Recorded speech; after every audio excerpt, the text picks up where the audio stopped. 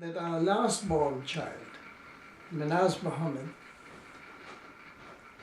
came into our family and made us think what was the purpose to be fulfilled in her birth.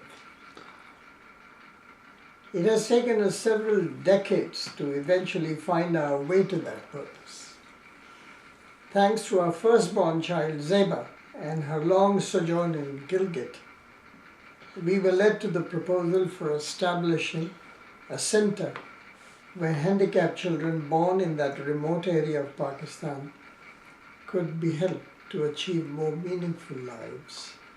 And it is our hope that with the resources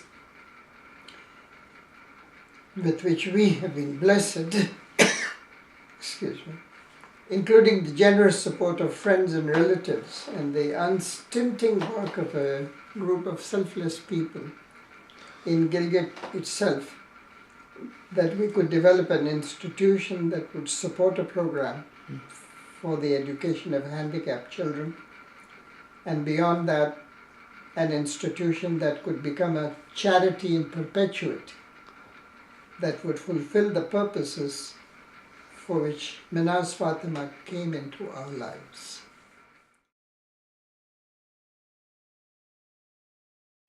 So, Yusuf, the reason we wanted to start the school is that there wasn't anything for your early childhood education in Gilgit.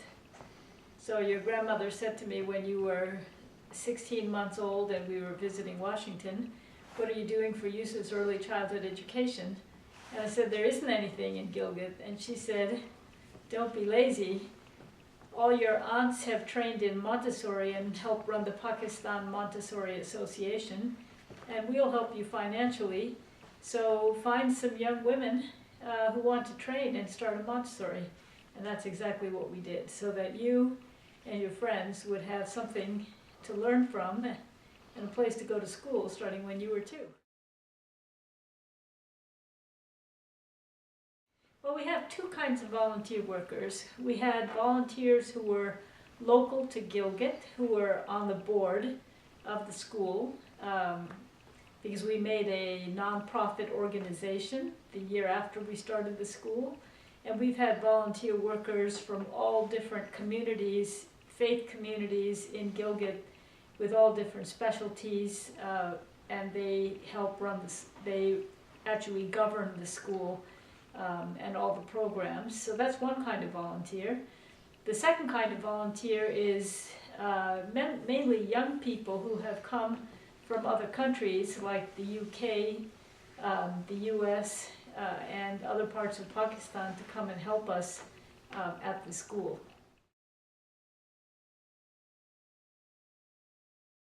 I think there's a couple of things they could do. One is to be a volunteer, and we've had volunteers teaching English.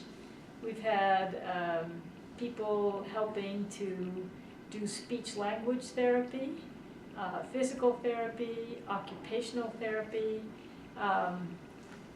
All those things are really important, and those specialty areas, it's really hard to find anybody trained in that in Pakistan, and especially up in Gilgit. So having volunteers is really good. Secondly, collecting appropriate materials, if we could find somebody who could transport them.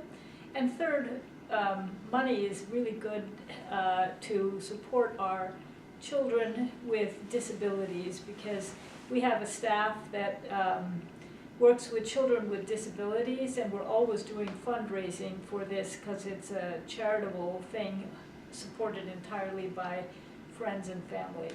So we actually see more than 200 kids in their homes in Gilgit town and 5 villages. It costs about $10 or $11 per child per month, and we make wheelchairs for them and a variety of other things like special chairs that they can be seated in, or special beds,